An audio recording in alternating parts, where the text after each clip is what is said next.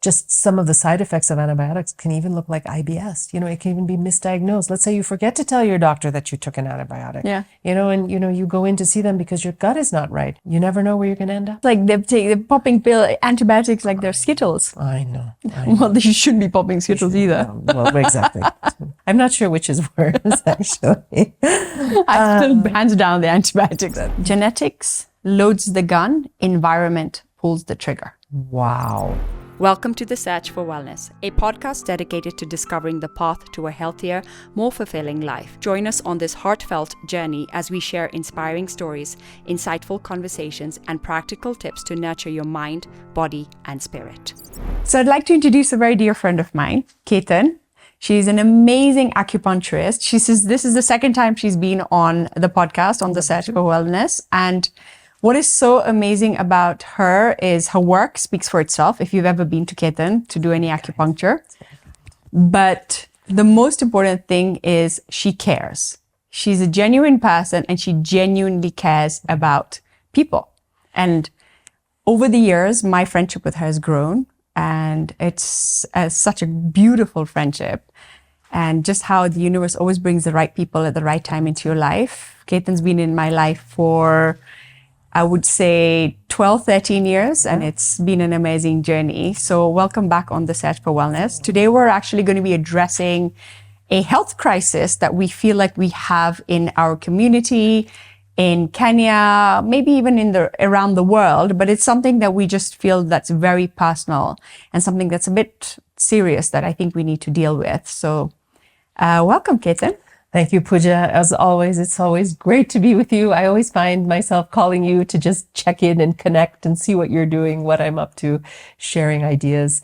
So it's good to be back. And yeah, we're talking about something very, very big, which is what we call the health crisis in our community, but it's in all communities. It's not just, it's amongst, South Asians or it's amongst Europeans. It's everywhere. Yeah. And I'm aware of this because I'm pursuing my certification in functional medicine. And as I go through this educational process, we talk about it all the time. And before I go into it, I want to start with something very inspiring, which is that in Chinese medicine, the pictogram for crisis and opportunity is the same picture. Because these ancient sages that we have so much to learn from would actually say that a crisis is an opportunity for growth. And so while we're calling it a health crisis, I really see it as a health opportunity. And I know that when you and I talk about, patients that we share or the work that we're doing, we're always so inspired. We don't feel like, now we have to do this and how are we going to help so-and-so? It really feels exciting to do that. Exactly. And so I want us to, in this time that we have together, to really see the optimistic side of this crisis, because it's a great opportunity to grow in our understanding of well-being, in our understanding of the body, and our understanding of the mind. I agree with you totally. So, absolutely. And it's funny because I moved to Kenya 18 years ago and I started doing acupuncture. I was working in a clinic and I saw a lot of muscle injuries, neck pain from lifting, overrunning, pulling hamstrings. I saw so many musculoskeletal injuries. I saw some infertility as well, headaches, common cold, flu.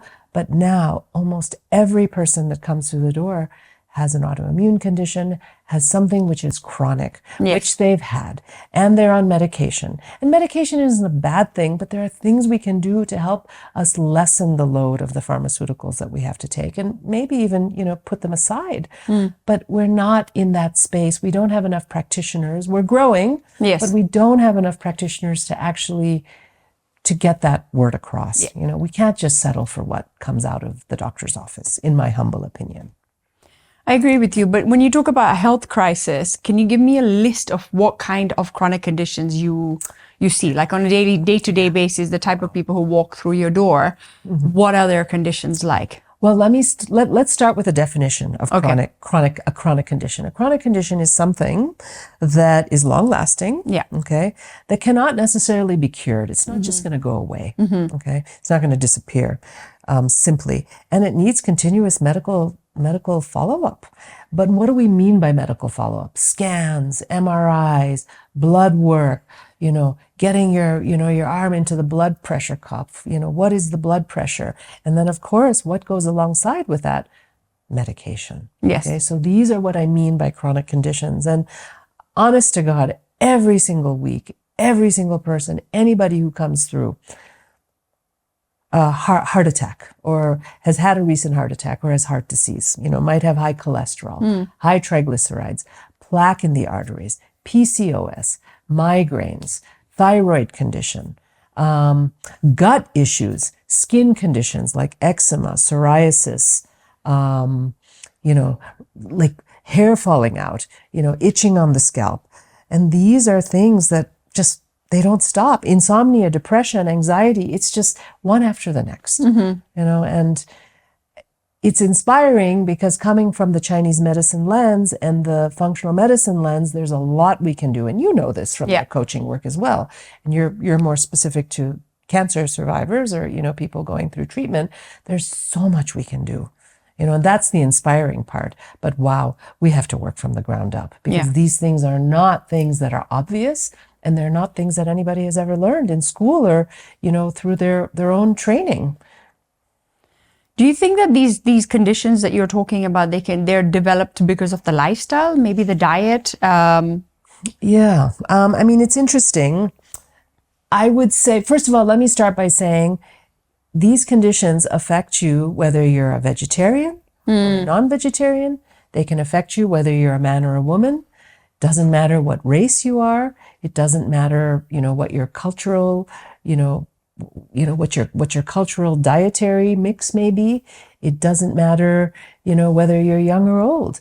These chronic conditions are everywhere. So let me begin by saying that.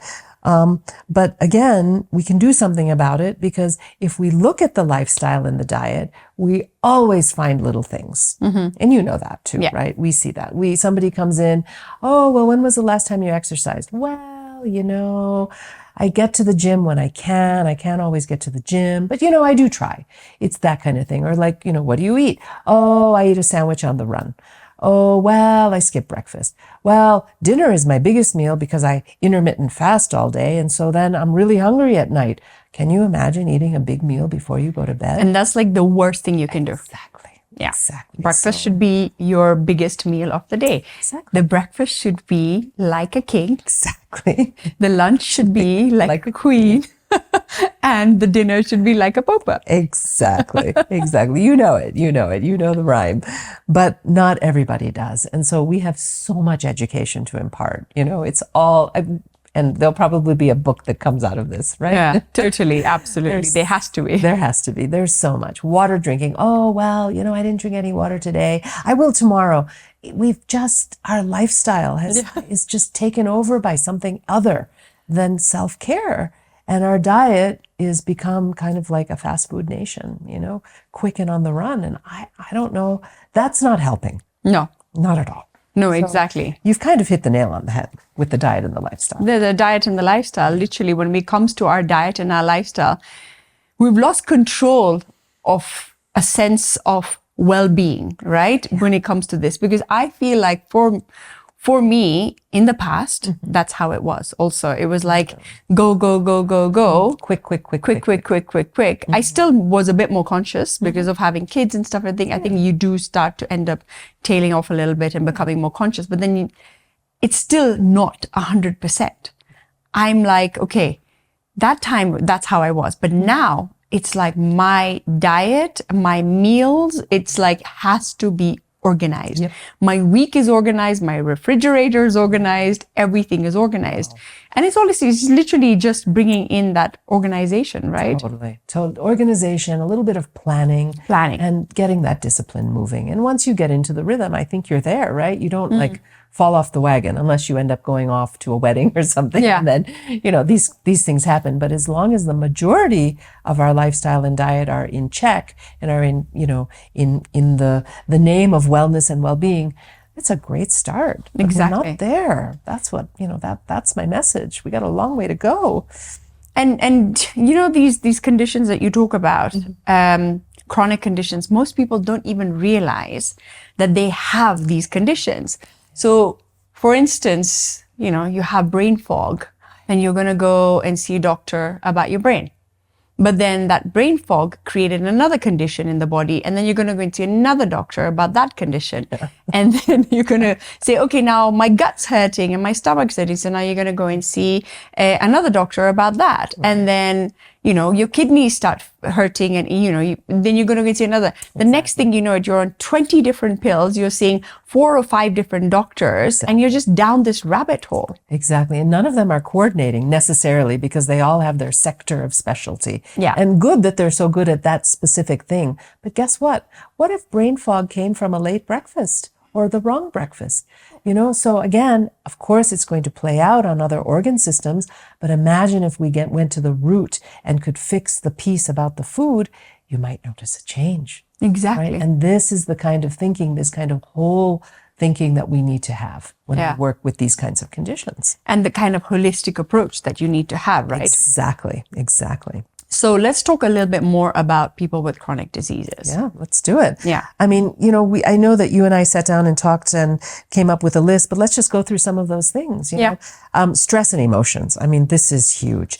People worry, chinta, ghabraman, fear, stressed out about, you know, deadlines. There could be work stress. There could be relationship stress. And sometimes even just fasting or, you know, having irregular meals can also up that stress. So when we're in this chronic stressful state, you have no idea what that can do to the body.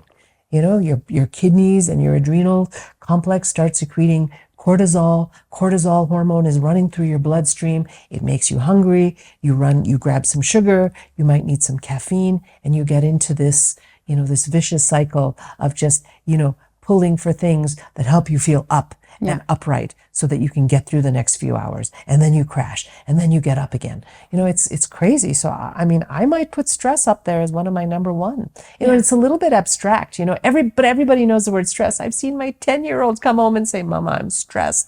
I have a science test tomorrow. I'm sure you've heard this from your kids. And I'm thinking, oh my goodness, this is such a big word. But even thinking stress, there are studies where they'll put heart monitors or variable heart rate monitors on people talking in a stressful way, and we see their heart rates go up.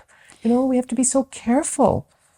But do you think stress is a word that's also a little bit misused in many situations? Like I hear you speak and, you know, I just think to myself that our body is listening to everything we say, we do, we act, we feel, right? Yeah. And the words that come out of our mouth, if we say, I am stressed, the body's going to be like, okay, so we're stressed. So let's create those stress. Yeah, let's create those hormones that create more stress in the body, right? True. It's very true. So I feel like even that on its own, just even switching the word around, right? Like even if you know you're stressed, maybe not using the word stress, saying, okay, I'm not stressed, or not even saying, just removing the word stressed some way. Yeah, or like saying to your kid, yes, you have work to do. You have a test tomorrow. It's okay. Yes. You can get this. Yeah. You don't have to, and we as parents have to be very careful, or, you know, partners, or, you know, whatever role we play in our families, be very careful not to promote the use of that word. It's the same thing with anxiety. That A word, it's such a big word. Especially now. Every child says, oh, I have anxiety. So anxious. I have anxiety. Exactly. Yeah. So the A word and the S word, we need to move out of our vocabulary. Yeah, exactly. Sedentary lifestyle. Yes. Big one. Mm-hmm. And so there's, you know, there's the individuals who are sedentary in that they just really don't want to exercise, or they don't know what they want to do. And there's always something in the way, and they have to do this and they have to go there, and how will there be time? And then there's kind of the intermittent ones where they'll go get like a burst and go do something, and that will last a week, and then boom, down. It's lost. Yeah. You know, so there's both. Yeah. No, I agree. Sedentary lifestyle is another one. And the problem with sedentary lifestyle is the older we get, the more we feel like we need to sit more, we need to lay down more, the lazier we get. And it shouldn't be like that. It really shouldn't necessarily be like that. Yeah. And often as we get lazier, as we get more sedentary, we get sort of pulled into this deeper hole of not wanting to be active. Exactly. Right? It just keeps us more sedentary. So, we have to be really careful. And I mean, something very simple, we don't use it so much, but I often will remind my patients that, listen, the calories you consume, if they're higher than the calories you burn doing anything, guess what? That's the excess. That's the buildup that you're going to start seeing on your body. You have to be very careful. Yeah, no, I agree. Totally. Gosh, another thing on my list is the good old, okay, in the US, I'm from America originally, we call it the SAD, the Standard American Diet, SAD. But I would say that you can take that A and say it's just the standard awful diet. Turn the A into awful instead of American. It's basically eating quick. You go for your, what are they called? The noodle packets, Maggi. You might go for food. Pasta. You might choose fast food. You might choose tarelu, something quick, deep fried. Let's fry up a few samosas. Nasto. Nasto. I love churro, but I'm very careful with my The churro. minute you have it, you're going to eat it. And you're going to eat a lot because it's sweet, it's salty, it's spicy, it's crispy. It's addictive. It's addictive. It's all addictive. Yeah. So we have to be so careful. And so one of my challenges with my patients is to say, can you make a food, like a diary or a food list, so that for 4 straight days, you don't take anything out of a box, that you make all of your meals and all of your snacks from fresh biodynamic food. It's hard. Try it. It's really tough. I hope some of our listeners will try it. It takes a lot of work. I remember having to go through this exercise in my own training, and I couldn't get past 2 days. Like, come on, I need to have pasta now. Come on, where's the rice? But it's really, really hard. Yeah, because even the simple things like rice, pasta, but I just feel like that's still a single ingredient, right? Okay, maybe not pasta. Well, it depends on the type of pasta, but it's still a single ingredient. And it's whole. Yes, and it's whole. Right. And it's whole food, right? So that's why. But when it comes to processed food and the standard American diet, or the standard awful diet, let's call it, we're talking about something that is out of a packet that has ingredients in it that you cannot pronounce. That's true. And they're long words often. And long list of EE ingredients. lists and chemicals and these red dyes and things that are being put in there to create a highly palatable state, so that you get really addicted to this taste, and so that your body starts craving this taste, and it's actually sending a signal to your brain, and the brain is saying, I need this, I need more of this. It's like a drug. Exactly. So what you're describing is food that has high palatable value, but very low nutrient density. Zero nutrients. Zero nutrient density. And I'm thinking of these Coca noodles, or the noodle packs that are so quick and can be so jackpot fun, but we will have to pay a price if we eat that way. Is it noodles or is it plastic? Yeah, it's a good question. I wonder what's in the noodles. I recently read something on somebody's Instagram post that Subway sandwiches, in the bread that they use to produce, those long sandwich breads, you can have the half sub or the whole sub, that some of the ingredients in the Subway bread mimic the chemicals and the ingredients in a bad quality yoga mat. Oh my God. Okay, so at least there are countries in Europe that have realized this and are saying, listen, we don't want Subway franchises in our country. And I think Ireland was one of the first countries to say. Wow. Interesting. Can you imagine? It's so scary. Recycled yoga mat. But also in this standard processed diet, you're going to see very high carbohydrates and very high sugars. You're not going to find a lot of fiber. You're not going to find good fats. You're going to find very high sodium, like you mentioned. Yeah. So sodium, sugar, the carbohydrates, plus all of the chemicals and all of the preservatives And the seed oils. And the seed oils is body wrecking and mind wrecking. Yeah. Let's see, what else? Toxin exposure. I mean, you did the podcast on this. You know this better than anybody. This is something that I think even I am still so new to, and it's frightening. The floors we walk on, the paint on our walls, the beauty products. But I mean, you can say more on that one. Yeah, toxins is a huge one. Yeah, so I did an episode in season 1. I think it was the last episode in season 1 that was on toxic exposure, because at the end of the day, the amount of toxins we are exposed to on a daily basis, before you even leave your house, you are exposed to over 100 toxins already. Wow. Right? And these are these are toxins in our house that we can control. And these are from your plastics, so your phthalates, so plastic containers, plastic water bottles, shampoo bottles, toothpaste, you name it, right? Toothbrushes, all of that stuff. That's just plastic first, right? Even your clothing, right? Your activewear, your yoga wear, all of this stuff is full of phthalates, it's full of plastics. What does plastics do? It's an endocrine disruptor. Endocrine disruptor meaning it replicates the hormones in your body. So it creates more estrogen, it lowers your progesterone, hence why, young girls are being diagnosed with PCOS, endometriosis, young boys have low testosterone. These are the reasons, because of these clothes. It's literally these clothes. I know. And, you don't have to change everything. Just switch one thing out. Yeah. Another one is cleaning products, right? Your bleaches and all of this stuff. You're inhaling these toxins and they're airborne. They're small, small particles that are airborne and you're inhaling them. And yes, it's cheaper to buy, the bleach, the Vim, the whatever. It's cheaper, right? It's budget friendly, but rather pay a little bit more and buy a product like Grounded, right? That is good. That's effective. Yeah. Again, you want budget friendly, buy some vinegar. Yes. That's good. That's effective. Yes. And instead, use that money to spend on the stuff that's going to keep you healthy, as opposed to using that money to go and spend and tell the doctor, now I have all these problems and here you go. Here's my bank account. Totally. Yeah. Yes. So toxins is a huge one. Huge. And if we can at least regulate the toxins we have in our house. Yeah.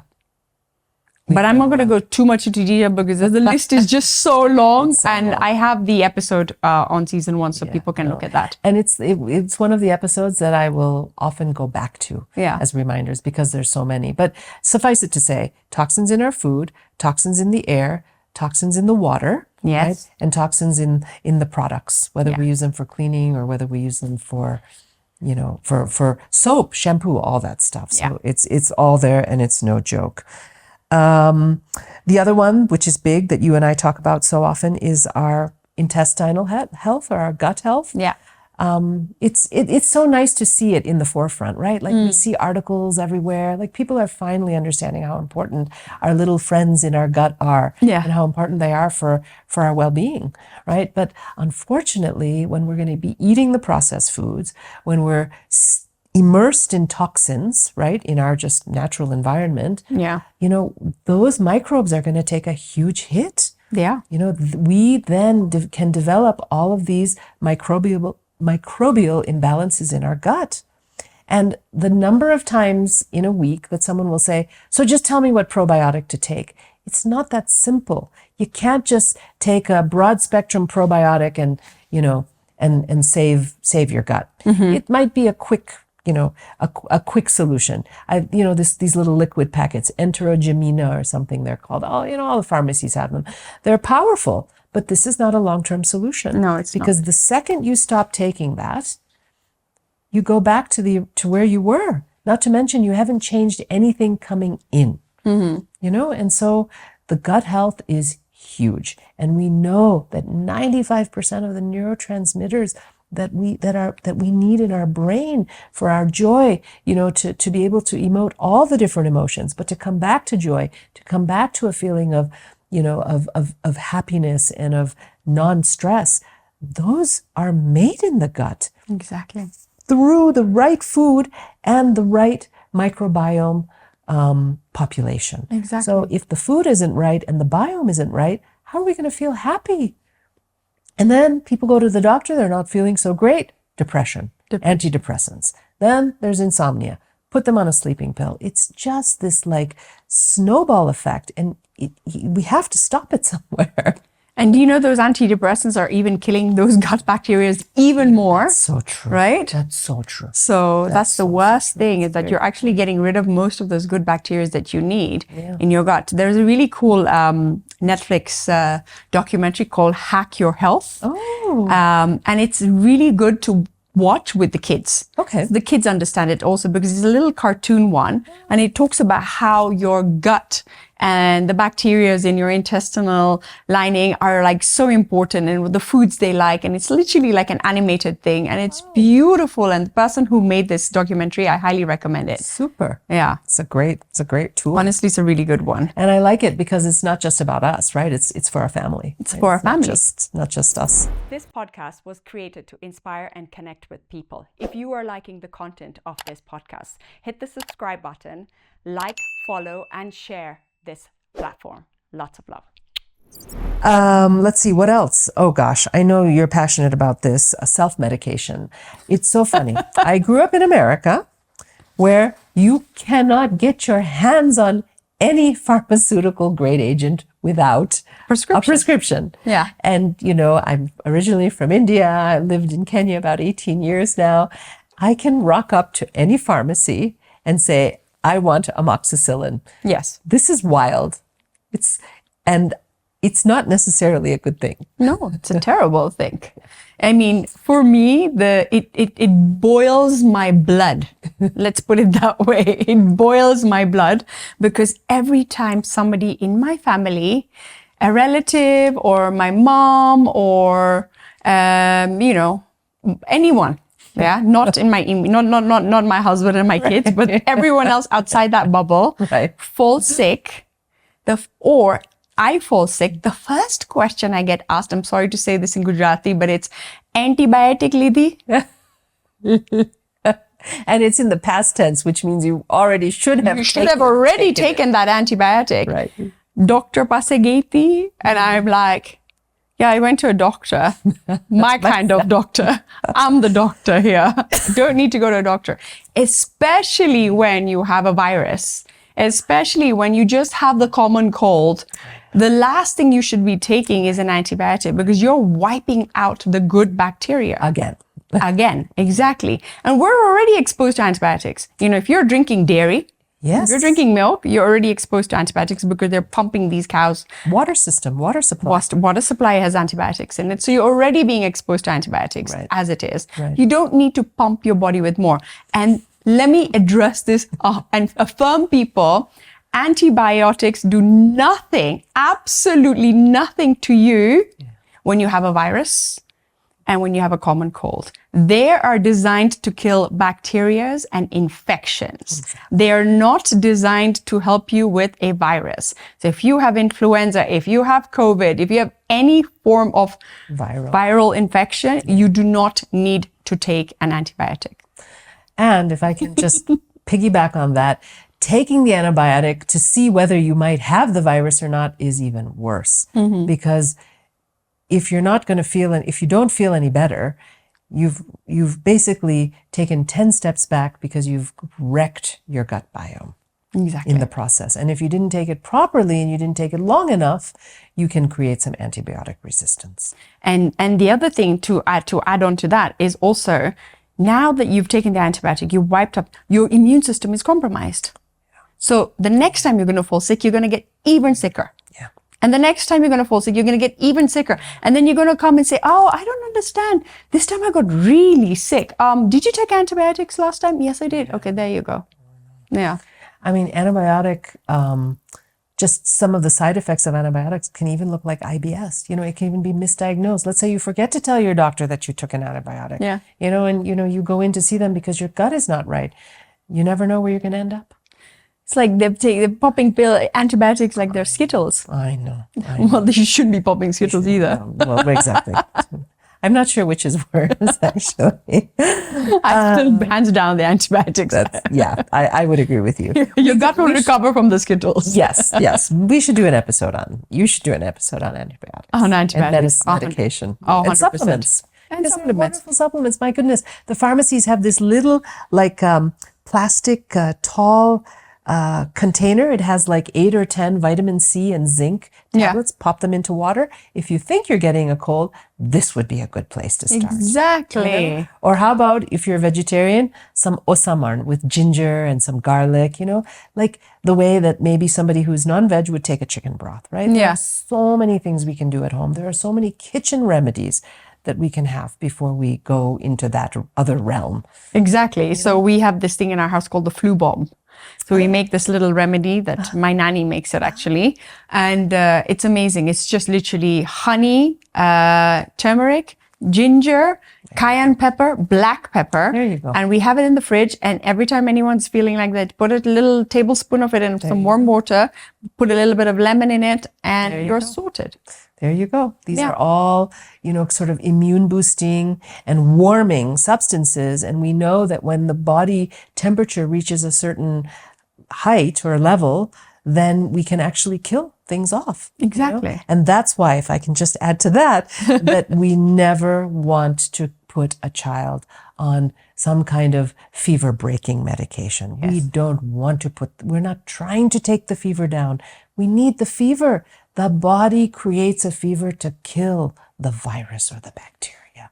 So it's very important that we just take the edge off of the fever. And we never want the fever to go too high, right? 41, risky. 42, no way. But you just give a little bit so you can keep the heat in the body.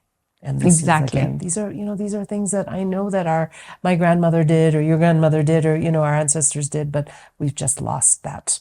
We're going for the quick win. Yeah. But do you see how big my smile is on my face? Because again, I made an episode where I spoke about fever and how fever is a sign that your immune system is working. And if you suppress the fever, then the fever is going to be like, oh, so you don't want me to help you now? Confusion. You don't want me to help you fight this virus anymore? Okay, fine, I won't. That's true. And it's in an actual loop. It's part of the immune loop. So you're actually breaking the immune loop, or, the feedback system. The body is giving feedback to the liver saying, hey, we need to crank up the temperature in the body here. Exactly. So don't mess. The body is wise. The body is so wise. So wise. Like when your child has a fever, support the fever. So okay, some cold towels on the head, some socks with a little bit of vinegar on them to cool down the temperature, to just regulate the fever. Yes. Let the fever stay there, but just make sure it doesn't go too high. So you give these things to cool the body down. Exactly. Like maybe a quick cold shower. That's fine. Yeah. Yep. And, loose clothes, breathable clothing, not wrapped up all the time. That just drops the fever. So then naturally the fever will come down. I get so excited when I get a fever. I'm like, yes. Same here. I know my body's ready. It's with me. It's ready to fight. It knows what to do. Yeah. The same way. I like it when my kids get a fever. Me too. And I love, we know when it's fever time, we all just are in bed together. It just becomes this really nice, time to just hang out and to take care of each other. Usually only one person is sick at a time, but we kind of, we don't look forward to it, but we look forward to knowing what to do in those moments. We don't feel like what to do now. Kill the fever, Calpol, go get the aspirin, go get the baby aspirin. No, we leave it.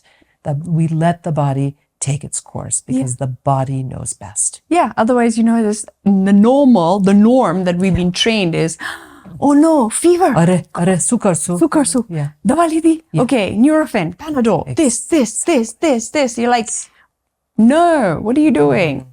And a lot of these medications over time will cause a leaky gut. Exactly. And that is another thing we'll have to talk about sometime. But this means the gut is no longer the strong, hollow tubing that it's meant to be. Yes. And it starts to wear on the intestinal linings. The lining is a little bit perforated, and then we have molecules that are leaking out of the gut into the bloodstream, and that causes a whole other immune response that is not worth getting into today, but also something very important to be aware of. We started talking about stress. Yes. And then the next one on the list that we came up with was this, again, something that's more on the mind level, which is this, living in expectation and reaction. A lot of times we want to control everything that's happening in life. We want everything to happen the way we want it to happen. And when we don't see life showing up the way we want it to, I see a lot of upset. People come in, when you come in with a symptom, there's always a story. It's never just a symptom that, my head hurts, or, my lower back pain is there, or my neck pain is there. There's always a reason, and people often know what the reason is. And a lot of times I have to have that very, that reminder conversation, which very much comes from Eastern philosophy. Life will show up how life shows up. Exactly. This is not something we can control. Now, we don't just say, okay, let's leave all of our doors and windows open and, let's just be free and surrender. It's not like that. But when you are engaged in your life and something comes your way, you have to be ready to receive it and to respond. Yeah. Right? We need to get out of that reactionary mode because that's a whole bunch, again, of hormones that are being released in the body and wreaking havoc that then causes the stress. No, I agree with you totally. Yeah, and we know that it can affect our stress levels, blood pressure, even our metabolism can be affected by these kinds of, sort of moments of, feeling like, we're at loggerheads with life because life showed up in a way that we weren't planning it to show up. Yeah. And then the last thing I wanted to mention was genetics. A lot of people say, "Hato amara genes ma che." And mara father ne hatu ne ave mane thase ne mara chokra ne thase. I don't believe that. Genes, everybody has genes, but your genes don't have to be expressed. And typically what happens is genes express themselves when there is incredible stress and incredible duress in your life.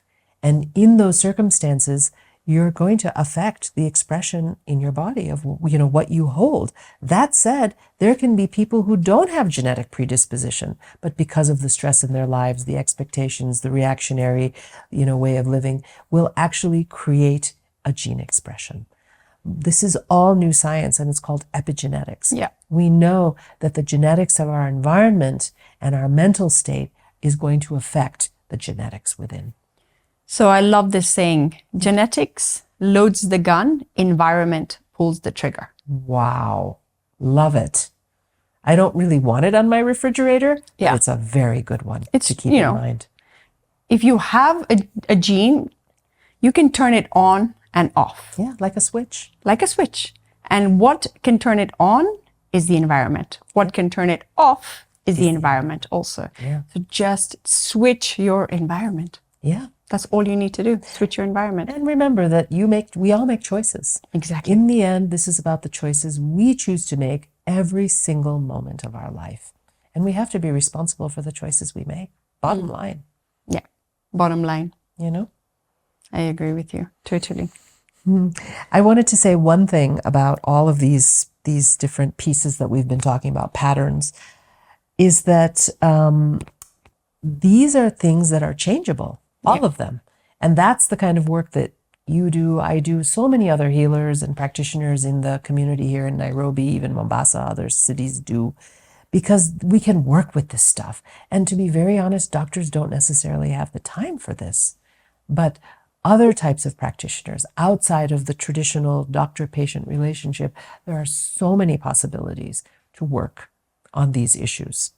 But coming from the Chinese medicine and the functional medicine realms, what I'm here to say is that these are the kinds of patterns that lead to what we're going to get into today, which is called metabolic dysfunction. Okay? And metabolic dysfunction is really, your body's inability to properly digest, break down, and assimilate nutrients for the sake of living a well and healthy life. No, I agree.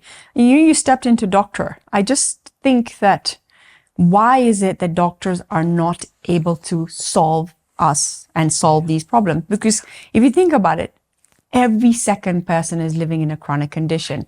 Every second person is living with inflammation in the body. Every second person, maybe even the poor doctor is living with it and he's not sharing it. It's very possible. Why is it not possible for the doctor himself to help us? I mean, in all due respect to doctors, we need doctors. We need emergency rooms. Yes. We need doctors to help us. If somebody has a heart attack, they can't come for acupuncture. I'm not going to let them come to my room for acupuncture, right? To my office. There is a need that doctors serve, but I feel like doctors are better with things that are more acute, okay? And that chronic conditions require lifestyle, as you said, diet, as you said, sort of mind-body approaches, and that's not a part of their training, Pooja. Now maybe we'll start seeing some residency programs, and I think they're happening around the world. Very few, but they exist, where you're learning about alternative medicine practices. Somebody who's studying to be a nurse or a doctor can learn functional medicine, which is gut health, and brain health for the sake of overall health. So, and nutrition, doctors weren't taught nutrition. And remember, doctors were trained in a time of our, sort of our development where we had to worry about germs and infectious diseases. They're really good at germ theory. They understand that if you have an infectious condition, here's what we have to do. But again, we are moving away from that part. We've gotten past. We've evolved. We've evolved. We take vaccines, whether you believe in whether whoever believes in vaccines or not. We're protecting ourselves. We're living longer, but we're not living stronger because of the chronic. So for me, it's a bit of a mismatch between how quickly we've evolved as individuals and how medical education is evolving at a slightly slower rate. They're not taught that you can go into certain kinds of dietary and lifestyle changes like a paleo diet. I'm not a proponent of keto, but maybe kind of a kind of modified keto to help someone with a particular condition. These are not things so they're not equipped to do that. But they have a script. They can make prescriptions, and the pharmaceutical industry is so big and so controlling and so interested in us all being hooked in that this is what they know best to give you. They really care, and they really want to give people a respite from their symptoms. But that's not enough, as we know. What you said earlier was that we're living long. Yeah. But we're not living strong. Yeah. And that's exactly what the problem is that you want to live long, but you want to live a good, healthy, long life. Not going in and out of a hospital, in a wheelchair, completely dementia, you name it, suffering. You want to live long, but you want to live well. Yes. And this is the issue. And, I just think to myself, also the other thing that when you see a 14 or a 15-year-old kid or a 16-year-old kid and you ask them, what do you want to be? And they say, I want to be a doctor. That kid, when he says he wants to be a doctor, he's saying he wants to be a doctor because he wants to help people.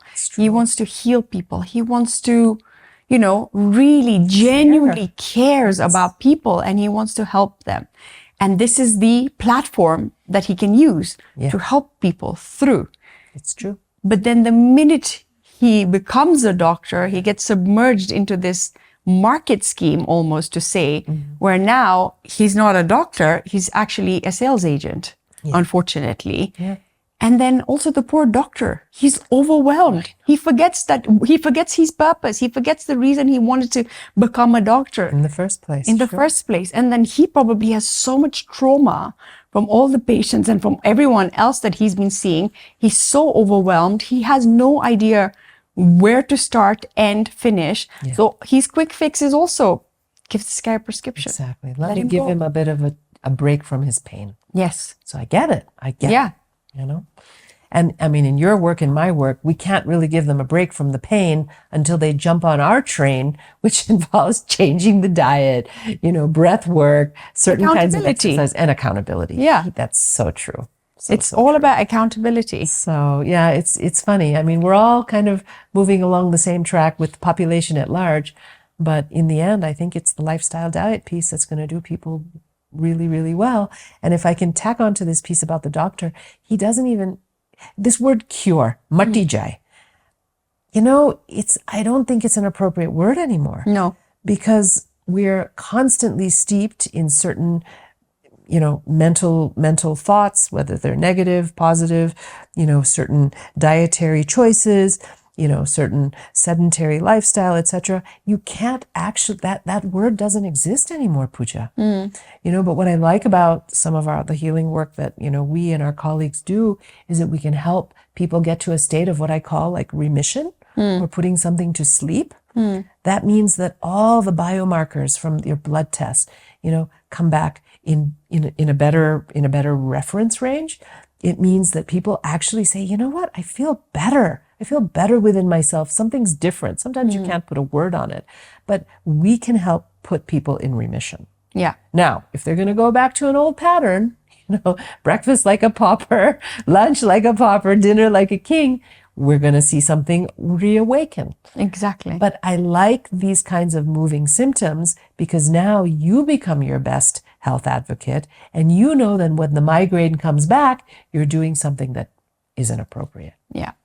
So, but again, we have to train patients to approach health in this way, as opposed to run to the doctor and say, "Mane aaj dawa mata mein suapso." What am I going to get now?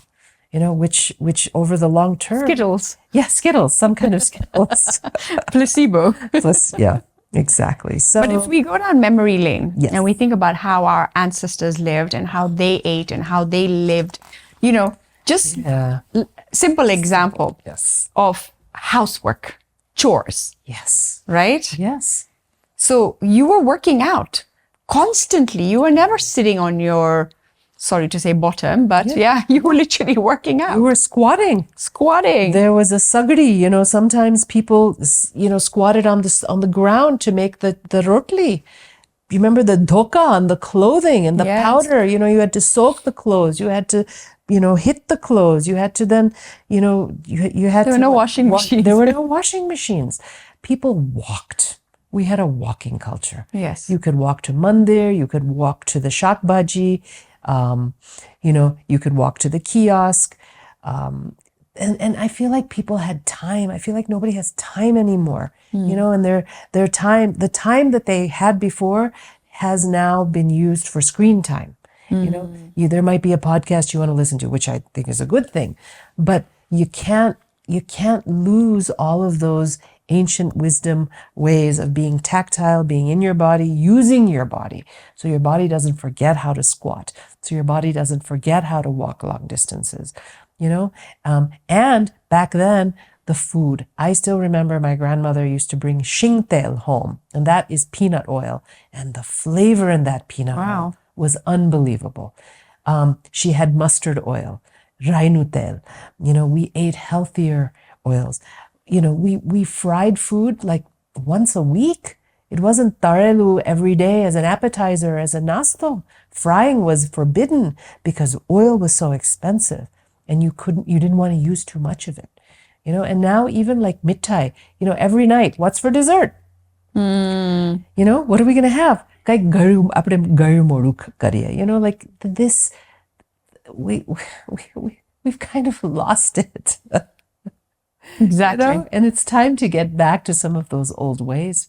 And that's not to say that people weren't sick, but back then people died of malaria. People died of infectious conditions, pneumonia. They weren't dying of chronic conditions. The chronic thing is very new, very, very new. How new? I mean, definitely not 50 years old, maybe 25, maybe 30 years old, in my opinion. Yeah.